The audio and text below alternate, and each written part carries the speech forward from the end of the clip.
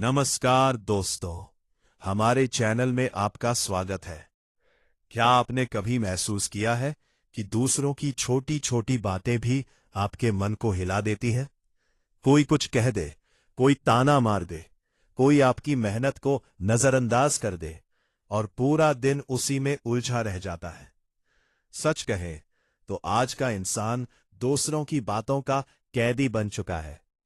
लेकिन गौतम बुद्धा की एक गहरी सीख हमें इस बंधन से आजाद कर सकती है। बुद्ध कहते हैं, अगर कोई तुम्हें उपहार दे और तुम उसे स्वीकार न करो तो वह उपहार किसके पास रहेगा। ठीक वैसे ही अगर कोई आपको बुरी बातें देता है और आप उसे अपने मन में जगह नहीं देते तो वह वही लौट जाती है जहां से आई थी। सोचिए, कितनी ताकत है इस विचार में। हमें हर आवाज पर प्रतिक्रिया देने की जरूरत नहीं है। हर शब्द को दिल से लगाने की भी जरूरत नहीं है। जब आप अपने मन के द्वार पर पहरा देना सीख जाते हैं तब दुनिया की कोई भी नकारात्मकता आपको छू नहीं सकती। इसलिए आज से एक छोटा सा निर्णय लें। आप सुनेंगे सबकी, लेकिन मानेंगे सिर्फ अपने दिल और सही मार्ग को। यही है सच्ची शांति का रास्ता। कभी प्राचीन भारत के एक शांत हरियाले वन के किनारे एक छोटा सा गांव बसा हुआ था, जहां लोग सादगी से जीवन जीते थे, लेकिन उनके मन अक्सर दूसरों की बातों के बोझ से भारी रहते थे। उसी गांव में एक युवक रहता था जिसका नाम आनंद था। आनंद स्वभाव से बहुत ही सीधा और मेहनती था, पर उसकी एक कमजोरी थी। वो दूसरों की हर बात को अपने दिल पर ले लेता था। कोई उसकी तारीफ कर दे तो वो आसमान में उड़ने लगता, और कोई एक कठोर शब्द कह दे तो उसका मन टूट जाता। धीरे धीरे यह आदत उसकी सबसे बड़ी परेशानी बन गई। गांव के लोग कभी उसकी मेहनत पर सवाल उठाते, कभी उसके फैसलों का मजाक उड़ाते, तो कभी उसके सपनों को ही छोटा बता देते। आनंद हर बार इन बातों को सच मान लेता और भीतर ही भीतर घुटने लगता। उसके चेहरे की मुस्कान अब फीकी पड़ चुकी थी और उसकी आंखों में हमेशा एक अनजाना डर और असुरक्षा दिखाई देती थी। एक दिन जब वो खेत में काम कर रहा था, तब कुछ लोगों ने उसके काम का मजाक उड़ाते हुए कहा कि तुमसे कुछ नहीं होगा, तुम्हारी मेहनत बेकार है। ये शब्द सुनकर आनंद का दिल पूरी तरह टूट गया। उसने काम छोड़ दिया और उदास होकर गांव के बाहर बहती नदी के किनारे जाकर बैठ गया। वहां बैठकर वो सोचने लगा कि आखिर क्यों वो दूसरों की बातों से इतना प्रभावित हो जाता है, क्यों वो खुद पर विश्वास नहीं कर पाता, और क्यों हर बार किसी के शब्द उसके मन को घायल कर देते हैं। उसी समय वहां से एक वृद्ध सन्यासी गुजर रहे थे, जिनके चेहरे पर अद्भुत शांति और तेज था। वो कोई और नहीं, स्वयं गौतम बुद्धा थे, जो अपने शिष्य यो के साथ यात्रा करते हुए उस गांव के पास पहुंचे थे। उन्होंने आनंद को उदास बैठा देखा और उसके पास आकर धीरे से पूछा, वत्स, तुम्हारे मन में इतनी अशांति क्यों है? आनंद ने पहले तो चुप रहने की कोशिश की, लेकिन बुद्ध के शांत और करुणामय स्वर ने उसके दिल का दरवाजा खोल दिया। उसने अपनी सारी पीड़ा उन्हें बता दी। कैसे लोग उसे नीचा दिखाते हैं, कैसे उनके शब्द उसे अंदर से तोड़ देते हैं, और कैसे वह हर बार खुद को कमजोर महसूस करता है। बुद्ध ने ध्यान से उसकी बात सुनी और फिर मुस्कुराते हुए बोले, अगर कोई तुम्हें एक उपहार दे और तुम उसे स्वीकार न करो तो वह उपहार किसके पास रहेगा? आनंद ने थोड़ा सोचकर जवाब दिया, वह तो उसी व्यक्ति के पास रहेगा जिसने दिया है। बुद्ध ने कहा, ठीक वैसे ही जब कोई तुम्हें कटु वचन देता है और तुम उसे अपने मन में स्वीकार कर लेते हो, तभी वह तुम्हें दुख देता है। यदि तुम उसे स्वीकार ही न करो तो वह शब्द उसी के पास लौट जाएंगे जिसने उन्हें कहा है। आनंद यह सुनकर कुछ देर तक मौन रहा। उसे यह बात समझ तो आई, लेकिन उसका मन अभी भी उलझा हुआ था। उसने पूछा, भगवान, यह सुनने में तो सरल लगता है, पर जब कोई सामने आकर अपमान करता है तब अपने मन को कैसे रोका जाए? बुद्ध ने पास की नदी की ओर इशारा किया और कहा, उस जल को देखो, वह लगातार बह रहा है। उसमें यदि कोई गंदगी डाल दे तो क्या वह उसे हमेशा अपने साथ रखता है? नहीं, वह उसे बहा देता है और आगे बढ़ जाता है। तुम्हारा मन भी उसी जल की तरह होना चाहिए। जो कुछ भी नकारात्मक आए उसे बहा दो और अपने मार्ग पर आगे बढ़ते रहो। आनंद ने नदी की ओर देखा। सच में वह जल बिना रुके, बिना थके निरंतर बह रहा था। उसमें कुछ पत्ते गिरे, कुछ मिट्टी आई, पर वह सब कुछ अपने साथ लेकर आगे निकल गया, कहीं ठहरा नहीं। बुद्ध ने आगे कहा, दूसरों के शब्द सिर्फ हवा की तरह होते हैं। वे तभी तक तुम्हें छू सकते हैं जब तक तुम उन्हें पकड़कर नहीं रखते। जब तुम उन्हें अपने मन में जगह देते हो तभी वे तुम्हें चोट पहुंचाते हैं। यदि तुम अपने मन के द्वार को मजबूत बना लो तो कोई भी नकारात्मकता तुम्हें हिला नहीं सकती। आनंद के मन में जैसे कोई दीपक जल उठा। उसने महसूस किया कि अब तक वह अपनी खुशी की चाबी दूसरों के हाथों में दे चुका था। कोई कुछ भी कह देता और वह उसी के अनुसार अपना मन बना लेता। उसने सिर झुकाकर बुद्ध से कहा, भगवान, अब मैं समझ गया हूं कि मुझे अपने मन को मजबूत बनाना होगा और दूसरों की बातों को अपने ऊपर हावी नहीं होने देना है। बुद्ध ने स्नेह से उसके सिर पर हाथ रखा और कहा, सच्ची शक्ति बाहर की दुनिया को बदलने में नहीं, बल्कि अपने भीतर के विचारों को नियंत्रित करने में है।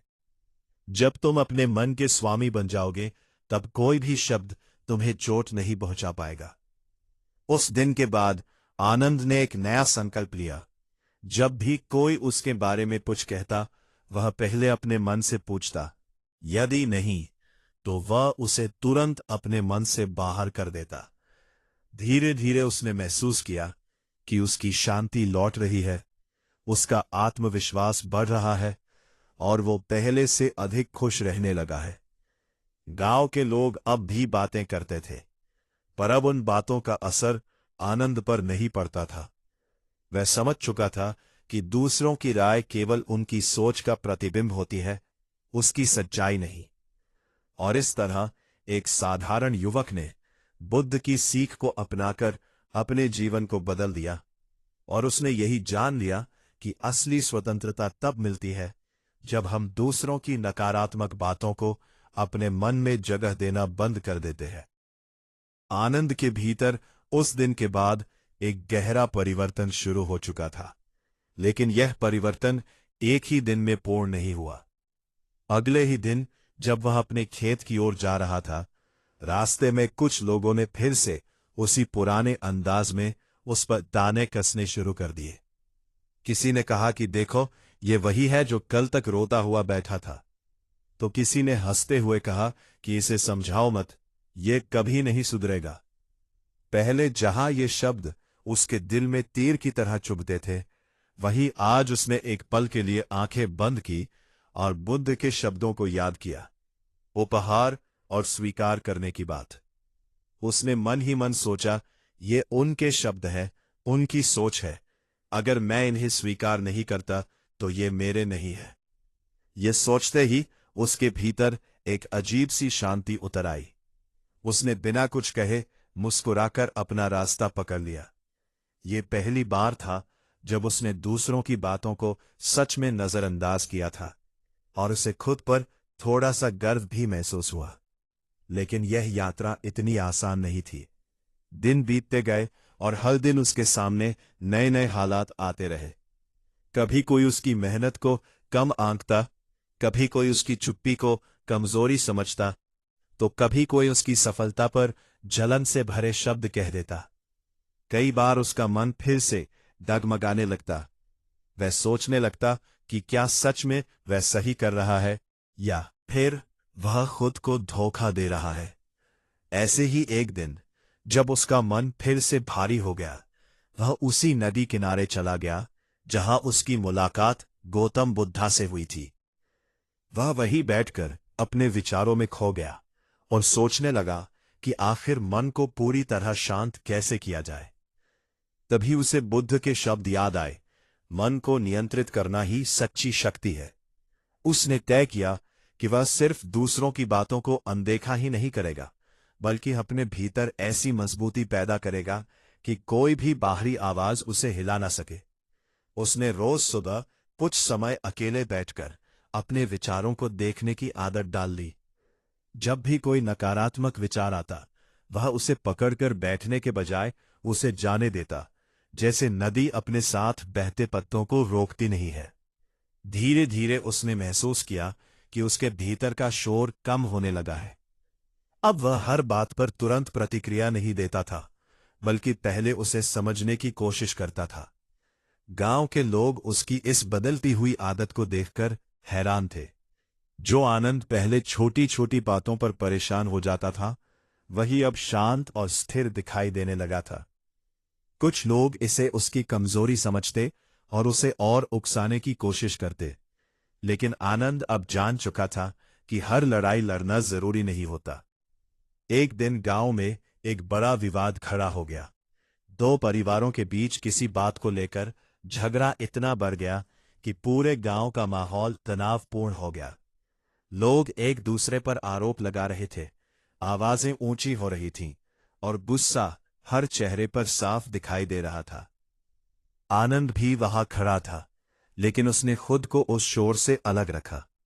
उसने देखा कि कैसे लोग दूसरों की बातों को पकड़कर उन्हें और बड़ा बना रहे हैं और कैसे एक छोटी सी बात अब एक बड़े संघर्ष में बदल गई है।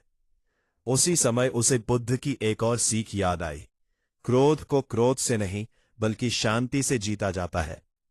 वह धीरे धीरे आगे बढ़ा और दोनों पक्षों के बीच खड़ा हो गया।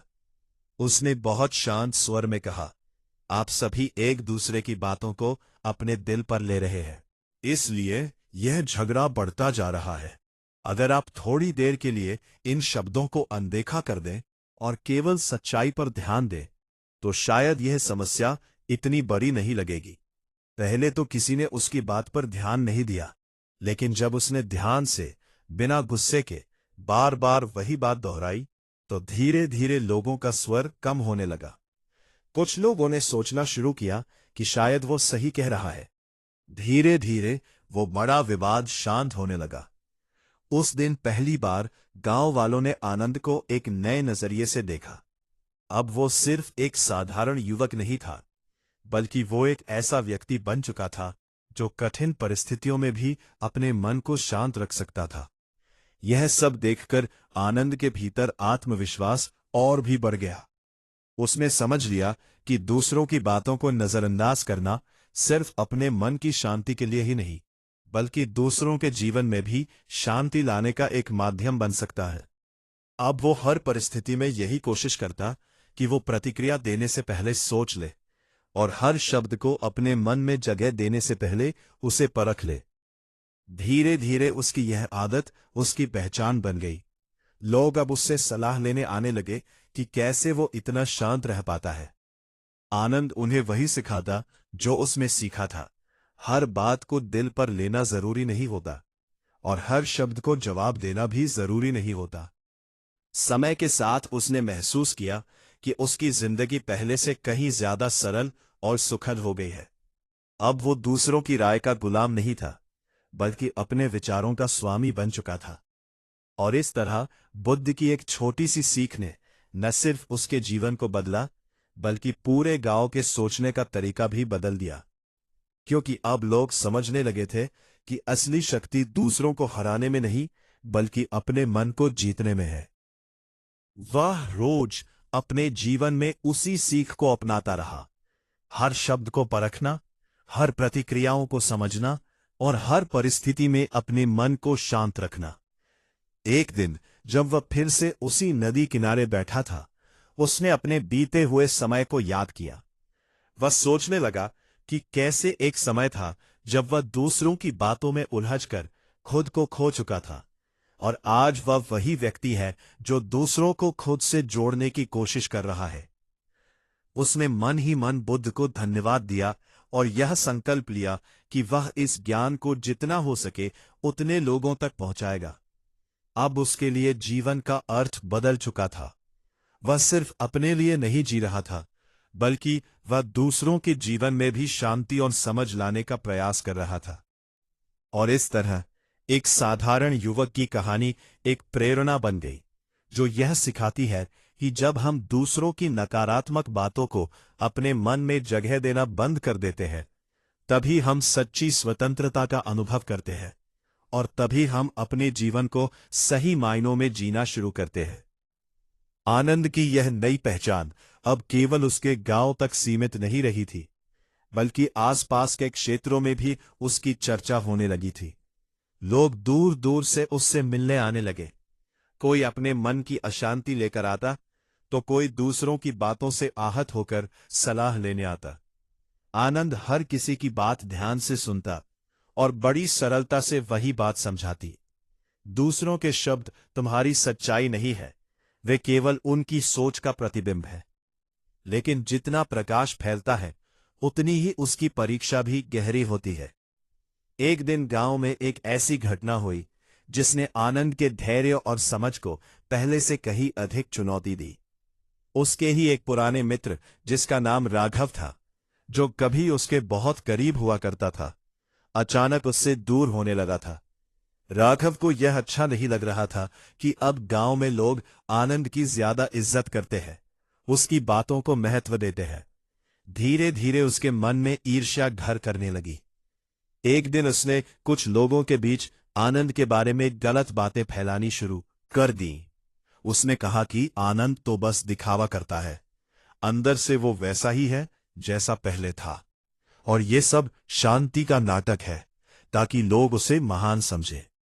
ये बातें धीरे धीरे पूरे गांव में फैलने लगी। कुछ लोग जो पहले ही संदेह में थे, अब इन बातों को सच मानने लगे। जब ये बात आनंद तक पहुंची, तो उसके मन में एक पल के लिए हलचल हुई। ये पहली बार था जब कोई उसका अपना, उसका करीबी, उसके खिलाफ बोल रहा था। उसके दिल में हल्का सा दर्द उठा। उसने सोचा, क्या सच में मैं गलत हूं? क्या मेरी यह शांति सिर्फ एक दिखावा है? यह सवाल उसके मन में बार बार उठने लगा। उसी रात वो फिर से नदी किनारे चला गया। चांदनी रात में बहती नदी को देखते हुए उसका मन फिर से उलझनों में घिर गया। उसने महसूस किया कि दूसरों की बातों को नजरअंदाज करना आसान होता है, लेकिन जब वही बात कोई अपना कहे तो उसे अनदेखा करना बहुत कठिन हो जाता है। उसी समय उसे फिर से गौतम बुद्धा की शिक्षा याद आई। उसने खुद से पूछा, क्या यह सच है? क्या मैं वास्तव में दिखावा कर रहा हूं? उसने अपने भीतर झांक कर देखा और पाया कि उसकी नीयत सच्ची है, उसका प्रयास सच्चा है और उसका परिवर्तन भी सच्चा है। तब उसने गहरी सांस ली और खुद से कहा, अगर ये सच नहीं है तो मुझे इसे अपने मन में जगह क्यों देनी चाहिए? अगले दिन गांव में लोग आपस में उसी विषय पर चर्चा कर रहे थे। कुछ लोग आनंद के पास आए और उससे पूछा, क्या ये सब सच है जो राघव कह रहा है? आनंद ने बहुत शांत स्वर में कहा, लोग क्या कहते हैं ये उनका अधिकार है, लेकिन मैं क्या हूं ये मैं जानता हूं। अगर मैं हर बात का जवाब देने लगूं तो मैं भी उसी जाल में फंस जाऊंगा जिससे मैं खुद को बाहर निकाल चुका हूं। उसकी ये बात सुनकर कुछ लोग समझ गए, लेकिन कुछ अभी भी संदेह में थे। तभी राघव खुद वहां आ गया। उसके चेहरे पर गुस्सा और अहंकार साफ दिखाई दे रहा था। उसने ऊंची आवाज में कहा, तुम यहां सबको ज्ञान दे रहे हो, लेकिन सच्चाई यह है कि तुम सिर्फ अपनी छवि बना रहे हो। अगर तुम इतने ही शांत हो तो मेरे सवालों का जवाब क्यों नहीं देते? वहां खड़े सभी लोग अब इस टकराव को देख रहे थे। ये वो क्षण था जहां आनंद के पास दो रास्ते थे, या तो वो खुद को सही साबित करने के लिए बहस करे, या फिर वो अपनी शांति को बनाए रखे। उसने कुछ क्षण के लिए आंखें बंद की और अपने भीतर की आवाज को सुना। फिर उसने धीरे से कहा, राघव, अगर तुम्हें लगता है कि मैं गलत हूं तो यह तुम्हारी सोच है और मैं उसका सम्मान करता हूं, लेकिन मैं अपने मन की सच्चाई को जानता हूं और मुझे उसे साबित करने की जरूरत नहीं है। यह सुनकर राघव और भी क्रोधित हो गया। उसने और भी कटु शब्द कहे, लेकिन आनंद का स्वर और चेहरा बिल्कुल शांत रहा। धीरे धीरे वहां खड़े लोगों को समझ आने लगा कि सच्चाई किसके साथ है। उन्हें यह महसूस हुआ कि जो व्यक्ति बिना गुस्से के, बिना खुद को साबित किए शांत रह सकता है, वही वास्तव में मजबूत है। कुछ देर बाद राघव खुद ही थक गया। उसके शब्दों में अब पहले जैसा जोर नहीं रहा। उसने देखा कि उसकी हर कोशिश बेकार जा रही है, क्योंकि आनंद प्रतिक्रिया ही नहीं दे रहा। अंततः वह चुप हो गया और वहां से चला गया। उस दिन के बाद गांव के लोगों का विश्वास आनंद पर और भी गहरा हो गया। उन्होंने समझ लिया कि सच्ची शांति केवल शब्दों में नहीं, बल्कि व्यवहार में दिखाई देती है। आनंद ने भी उस दिन एक नई सीख प्राप्त की। दूसरों की बातों को नजरअंदाज करना केवल बाहरी लोगों के लिए ही नहीं, बल्कि अपने करीबियों के लिए भी उतना ही आवश्यक है, क्योंकि सच्ची परीक्षा वही होती है जहां दिल जुड़ा होता है। उसने अपने भीतर यह निश्चय किया कि वह किसी भी परिस्थिति में अपने मन की शांति को खोने नहीं देगा, चाहे सामने कोई भी क्यों ना हो। उसी शाम वह फिर से नदी किनारे बैठा था, लेकिन इस बार उसके चेहरे पर एक गहरी संतुष्टि थी। उसने महसूस किया कि अब उसका मन पहले से कहीं अधिक मजबूत हो चुका है। अब वह केवल दूसरों की बातों को नजरअंदाज नहीं कर रहा था, बल्कि वह अपने भीतर इतनी स्थिरता पैदा कर चुका था कि कोई भी शब्द उसे भीतर तक हिला नहीं सकता था। और इस तरह आनंद की यात्रा एक नए स्तर पर पहुंच गई, जहां उसने न केवल दूसरों की नकारात्मकता को समझना सीखा, बल्कि अपने सबसे करीबी रिश्तों में भी शांति बनाए रखने की कला को आत्मसात कर लिया। और यही वो बिंदु था जहां उसकी सीख वास्तव में पूर्ण होने लगी। आनंद की साधना अब केवल स्वयं तक सीमित नहीं रही थी, बल्कि वह अनजाने में ही अनेक लोगों के जीवन को दिशा देने लगी थी। और यही वो समय था जब उसके भीतर की स्थिरता को सबसे गहरी कसौटी पर कसा जाना था। गांव के लोग अब उसे एक मार्गदर्शक मानने लगे थे, लेकिन हर समाज में कुछ ऐसे मन भी होते हैं जो प्रकाश से नहीं, बल्कि उस प्रकाश से पैदा होने वाली छाया से जुड़ जाते हैं।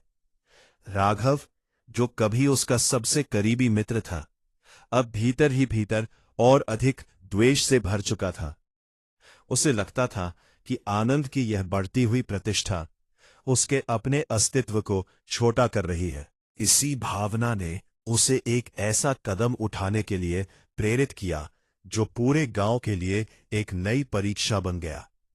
एक दिन गांव के मुखिया के पास कुछ लोग शिकायत लेकर पहुंचे कि आनंद लोगों को भ्रमित कर रहा है। वह लोगों को सिखा रहा है कि दूसरों की बातों को अनदेखा करो, जिससे समाज में अनुशासन खत्म हो जाएगा और लोग एक दूसरे की बातों को महत्व देना छोड़ देंगे। यह बात सुनकर मुखिया चिंतित हो गया, क्योंकि अगर यह सच होता तो गांव की एकता पर असर पड़ सकता था। उसने तुरंत एक सभा बुलाने का निर्णय लिया, जिसमें पूरे गांव के सामने इस विषय पर चर्चा होनी थी। जब यह खबर आनंद तक पहुंची तो उसके मन में एक क्षण के लिए हल्की सी चिंता जागी, लेकिन उसने तुरंत अपने भीतर झांककर खुद से पूछा, क्या मेरा उद्देश्य गलत है? और जब उसे अपने मन से स्पष्ट उत्तर मिला कि उसका उद्देश्य केवल शांति और समझ फैलाना है, तो उसका मन फिर से शांत हो गया। सभा का दिन आ गया। पूरा गांव एकत्रित हुआ। वातावरण में एक अजीब सी गंभीरता थी। लोग आपस में फुसफुसा रहे थे, कुछ उत्सुक थे, कुछ संदेह में थे। मुखिया ने सभा की शुरुआत की और कहा, आज हमें यह तय करना है कि क्या आनंद की शिक्षाएं हमारे गांव के लिए सही है या नहीं। इसके बाद राघव आगे आया और उसने पूरे आत्मविश्वास के साथ अपनी बात रखी। उसने कहा कि अगर हम दूसरों की बातों को नजरअंदाज करना सीख जाएंगे तो हम एक दूसरे की गलतियों को भी अनदेखा करने लगेंगे और इससे समाज में अराजकता फैल जाएगी। उसके शब्दों में तर्क भी था और भावनाएं भी, जिससे कुछ लोग उसकी बात से सहमत होने लगे। अब सबकी नजर आनंद पर थी। यह वह क्षण था जहां उसे अपने विचारों को स्पष्ट करना था, लेकिन बिना किसी क्रोध या बचाव के। आनंद धीरे धीरे आगे बढ़ा और उसने शांत स्वर में कहना शुरू किया, मैंने कभी यह नहीं कहा कि हमें हर बात को अनदेखा कर देना चाहिए। मैंने केवल यह सिखाया है कि हमें उन शब्दों को अपने मन में जगह नहीं देनी चाहिए जो केवल हमें आहत करने के लिए कहे जाते हैं, जिनका उद्देश्य हमें आहत करने के लिए कहे जाते हैं। गिराना होता है, ना कि सुधारना। उसने आगे कहा, यदि कोई हमें हमारी गलती बताता है तो वह आलोचना नहीं बल्कि सुधार का अवसर होता है और उसे हमने अवश्य स्वीकार करना चाहिए। लेकिन यदि कोई केवल हमें नीचा दिखाने के लिए कुछ कहता है तो उसे अपने मन में जगह देना केवल अपने ही मन को कष्ट देना है। उसकी यह बात सुनकर सभा में सन्नाटा छा गया। लोग उसके शब्दों को समझने की कोशिश करने लगे। आनंद ने फिर कहा, दूसरों की बातों को नजरअंदाज करना और सच्चाई को नजरअंदाज करना, ये दोनों अलग अलग बातें हैं। सच्चाई को स्वीकार करना ही बुद्धिमानी है, लेकिन नकारात्मकता को पकड़कर रखना मूर्खता है। उसी समय सभा के एक कोने में खड़े गौतम बुद्ध यह सब देख रहे थे। उनके चेहरे पर वही शांत मुस्कान थी जो तब होती है जब शिष्य अपने ज्ञान को सही ढंग से उपयोग करता है। आनंद के शब्द अब केवल उसके अपने अनुभव नहीं थे, बल्कि वे एक गहरी समझ का परिणाम थे। मुखिया ने भी उसकी बात को ध्यान से सुना और कुछ क्षणों के मौन के बाद कहा, आनंद, तुम्हारी बातों में स्पष्टता है। तुमने यह सिद्ध किया है कि तुम लोगों को भटकाने नहीं बल्कि सही दिशा देने का प्रयास कर रहे हो। यह सुनकर सभा में बैठे कई लोगों के चेहरे बदल गए। जो लोग पहले संदेह में थे, अब उन्हें बात समझ आने लगी थी। राघव, जो अब तक आत्मविश्वास से भरा हुआ था, अब चुप खड़ा था।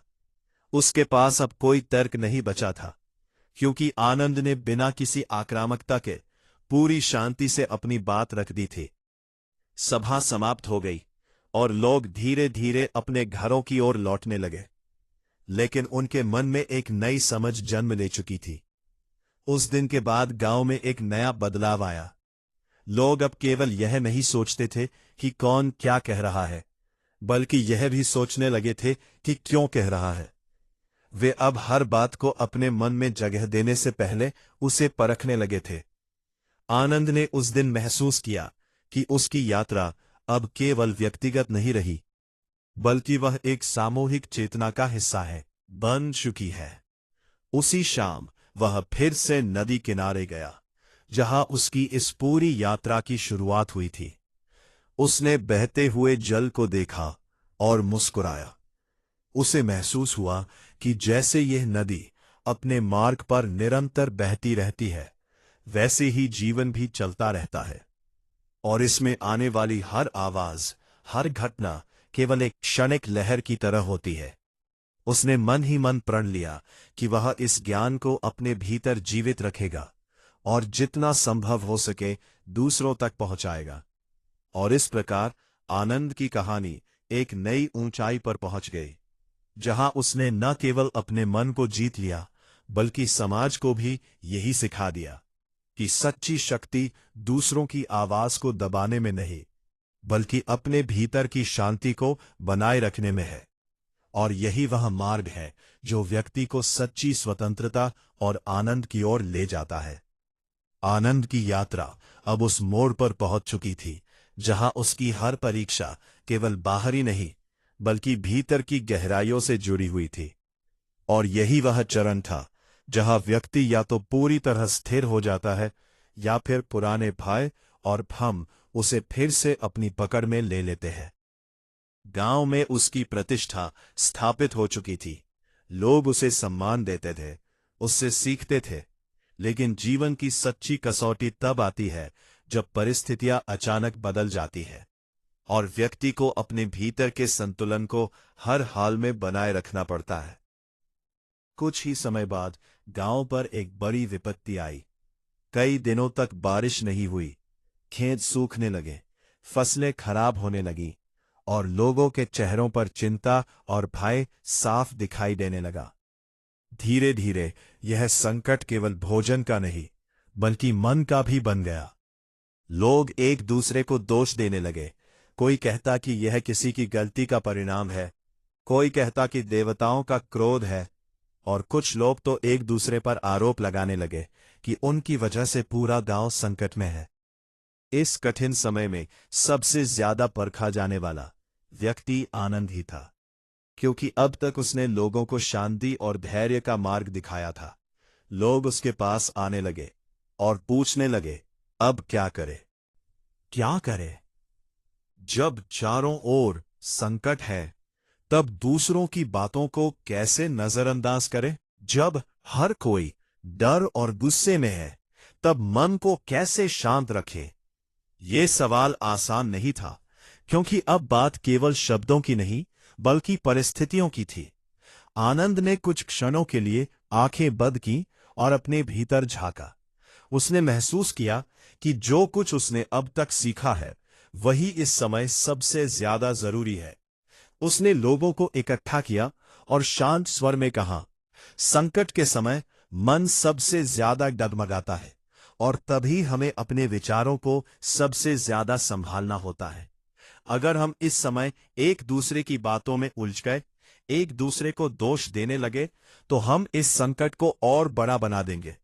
उसने आगे कहा, हमें यह समझना होगा कि हर आवाज पर प्रतिक्रिया देना जरूरी नहीं है।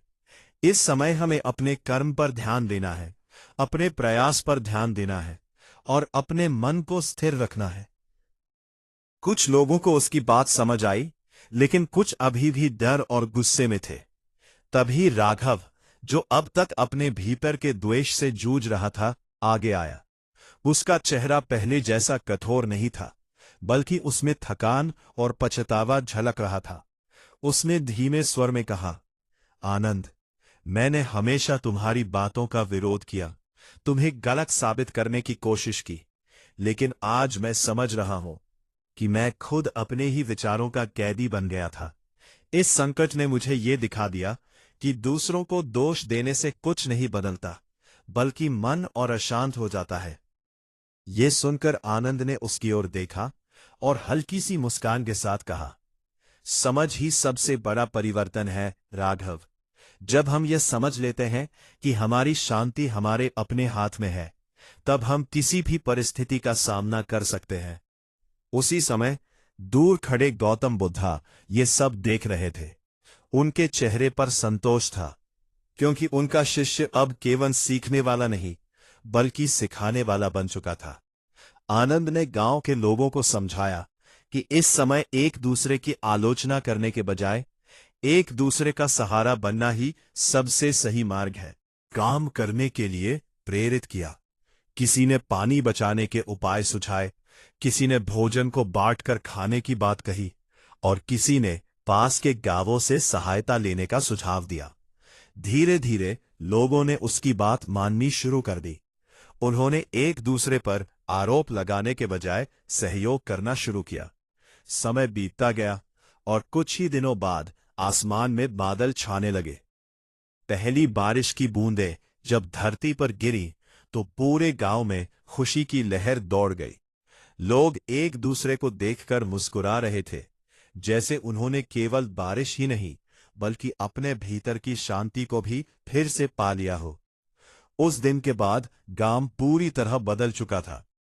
अब लोग केवल ये नहीं जानते थे कि दूसरों की बातों को कैसे नजरअंदाज करना है, बल्कि वे ये भी समझ चुके थे कि कब किसी बात को सुनना जरूरी है और कब उसे जाने देना ही बेहतर है। आनंद ने उस शाम फिर से नदी किनारे जाकर बैठा। उसने बहते हुए जल को देखा और महसूस किया कि उसकी अपनी यात्रा भी इसी नदी की तरह रही है, कभी शांत, कभी उथल पुथल से भरी, लेकिन हमेशा आगे बढ़ती हुई। उसने मन ही मन गौतम बुद्ध को प्रणाम किया और सोचा कि अगर उसने उस दिन उनकी सीख को अपने जीवन में न उतारा होता तो शायद आज भी वह दूसरों की बातों में उलझा हुआ होता। अब वह जान चुका था कि सच्ची स्वतंत्रता बाहर की परिस्थितियों में नहीं, बल्कि अपने भीतर की स्थिरता में होती है। और इस तरह आनंद की कहानी केवल एक व्यक्ति की नहीं रही, बल्कि वह एक ऐसी सीख बन गई जो हर उस व्यक्ति के लिए मार्गदर्शक है, जो दूसरों की बातों से आहत होता है कि जब हम अपने मन को समझ लेते हैं, उसे नियंत्रित करना सीख लेते हैं, तब दुनिया की कोई भी आवाज हमें विचलित नहीं कर सकती, और तभी हम सच्चे अर्थों में शांति और आनंद का अनुभव कर पाते हैं। अगर तुम सच में अपने जीवन को बदलना चाहते हो, तो सबसे पहले ये समझ लो कि तुम्हारी सबसे बड़ी कमजोरी दुनिया नहीं है, तुम्हारा अपना मन है, जो हर आवाज को सच मान लेता है। लोग बोलेंगे, ताने मारेंगे, तुम्हें नीचा दिखाने की कोशिश करेंगे। ये उनका स्वभाव है, उनका स्तर है, उनका नजरिया है। लेकिन तुम हर शब्द को अपने दिल में जगह दे दोगे, तो फिर दर्द भी तुम्हारा ही होगा, बेचैनी भी तुम्हारी ही होगी, और जिंदगी का कंट्रोल भी तुम्हारे हाथ में नहीं रहेगा। इसलिए एक बात हमेशा याद रखो, हर बात का जवाब देना जरूरी नहीं होता, हर इंसान को समझाना जरूरी नहीं होता, और हर आवाज को अपने अंदर जगह देना तो बिल्कुल भी जरूरी नहीं होता। जो शब्द तुम्हें गिराने के लिए कहे जाते हैं, उन्हें अपने भीतर रखना खुद के खिलाफ जाने जैसा है। समझदारी यही है कि तुम सुनो सबकी, लेकिन चुनो सिर्फ वही जो तुम्हें बेहतर बनाए, जो तुम्हें आगे बढ़ाए, जो तुम्हारे आत्मविश्वास को मजबूत करे। बाकी सबको ऐसे जाने दो जैसे हवा गुजर जाती है, बिना असर किए, बिना निशान छोड़े। असली ताकत चिल्लाने में नहीं, शांत रहने में है, जवाब देने में नहीं, नजरअंदाज करने में है। और सबसे बड़ी जीत दूसरों को हराने में नहीं, बल्कि अपने मन को काबू में रखने में है। जब तुम यह कला सीख जाते हो, तब कोई भी तुम्हारी शांति को छीन नहीं सकता, कोई भी तुम्हें अंदर से तोड़ नहीं सकता, और तब तुम सच में आजाद हो जाते हो, दूसरों की सोच से, उनकी बातों से, और उस बेकार के बोझ से जो तुमने सालों से अपने दिल पर उठा रखा था। यही असली जीत है, यही सच्चा आत्मबल है, और यही वो रास्ता है जो तुम्हें एक मजबूत, शांत और अडिग इंसान बनाता है। अगर इस कहानी ने आपके दिल को छुआ है और आपको कहीं ना कहीं यह एहसास हुआ है कि आप भी दूसरों की बातों को जरूरत से ज्यादा दिल पर ले लेते हैं, तो अभी एक छोटा सा कदम उठाइए। इस वीडियो को लाइक कीजिए ताकि हमें पता चले कि आप ऐसी सच्ची और जीवन बदलने वाली कहानियां और चाहते हैं। कमेंट में जरूर लिखिए कि आज से आप कौन सी एक बात को नजरअंदाज करने का फैसला कर रहे हैं, क्योंकि आपका एक कमेंट किसी दूसरे इंसान को भी हिम्मत दे सकता है। इस वीडियो को अपने दोस्तों, परिवार और उन लोगों के साथ शेयर कीजिए जो हर छोटी बात से परेशान हो जाते हैं, क्योंकि शायद यही कहानी उनके जीवन में शांति का पहला कदम बन जाए। और अगर आप चाहते हैं कि ऐसे ही गहरे, सच्चे और जीवन को सही दिशा देने वाले वीडियो आप तक लगातार पहुंचते रहे, तो चैनल को सब्सक्राइब करना मत भूलिए और साथ में बेल आइकॉन भी जरूर दबाइए, ताकि हर नई वीडियो की सूचना सबसे पहले आपको मिले। याद रखिए, एक छोटा सा सपोर्ट हमारे लिए बहुत बड़ा होता है, और आपकी एक क्लिक किसी की पूरी सोच बदल सकती है।